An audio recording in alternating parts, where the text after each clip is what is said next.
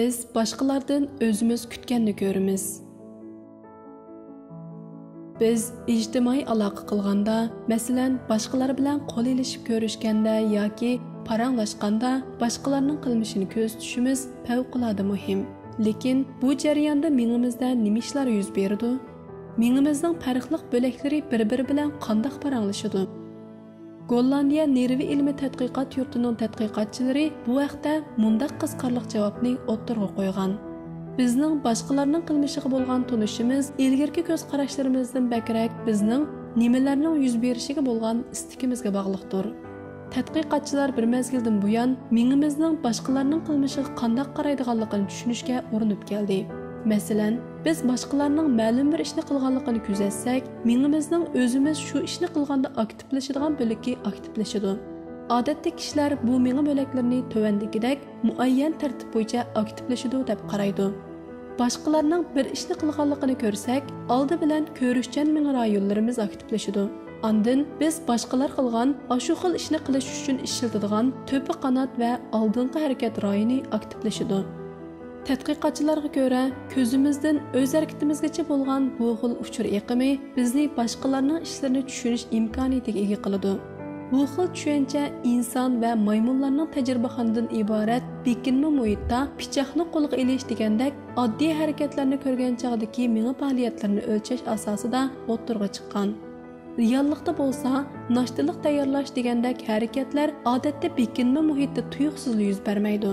Ular mo'ljalligini bo'ladigan tartib bo'yicha oxirgi nishon astin chiqarilmagan holda ilib berildi.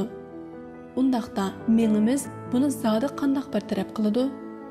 Christian Keyseris va Valeriya Gazola boshchiligidagi Chinchavi, Frederick Mikon va boshqa xodimlarni o'z ichiga olgan tadqiqot guruhi bizni mundaq bir qiziqarli javob bilan ta'minlagan.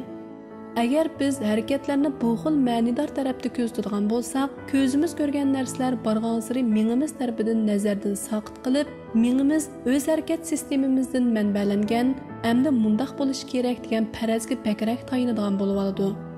Bu haqda mazkur tadqiqot turining yuqori darajalik a'zosi va mushu institutdagi ijtimoiy mingi tajribaxonasining mudiri Christian Keyseris harakat qilg'uchining o'rnida o'zimiz bo'lgan taqdirda keyingi qadamda nimalarni qiladiganligimiz mingimizning ko'rginiga aylandi deydi.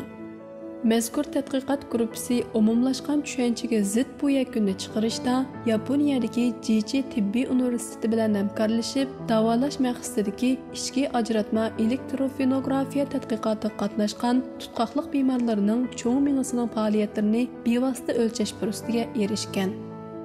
Klinikada bu xil texnikada tutqoqliq kasalining aniq manbasini topqili bo'ladigan bo'lg'achqa, u doriga chidashliq tutqoqliq kasaliga giribtor bo'lgan bemorlar uchun oxirgi tanlash sifatida ishlatiladi. Lekin doktorlar bemorlarning tutqoqliq kasalining qo'zg'alishini kutish jarayonida bemorlar cho'qim doktorxona yotqida kutib turish kerak bo'lg'achqa, tadqiqotchilar oraliqdagi mush vaqtdan foydalanib, mingi xizmatini misli ko'rilmagan darajadagi yuksak zamon va makon to'g'riliqida kuzatish fursatiga erishgan.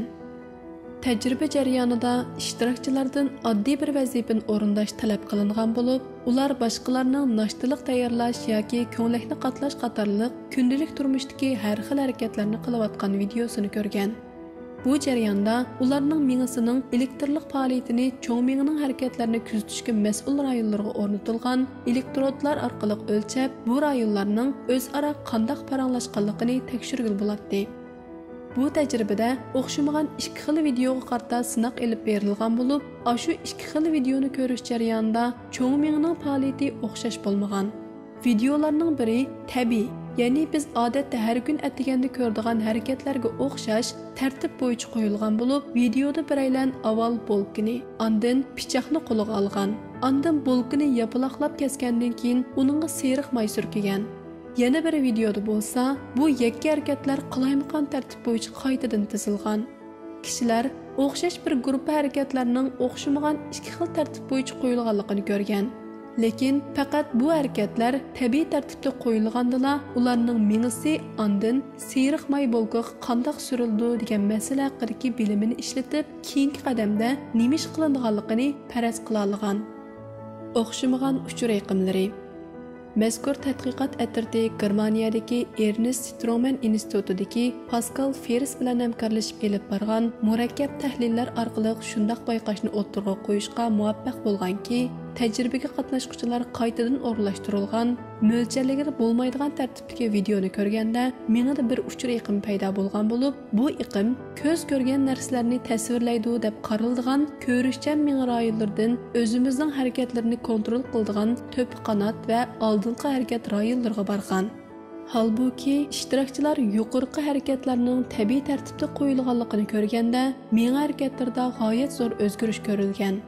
Bu holatda uchur nashtalikni o'z oldimizga qandoq tayyorlaydiganligimizni biladigan oldingi harakat rayonlaridan to'p qanot rayoniga qarab eqib, ko'rishchan miya rayonining faoliyatiga to'sqinlik qilgan.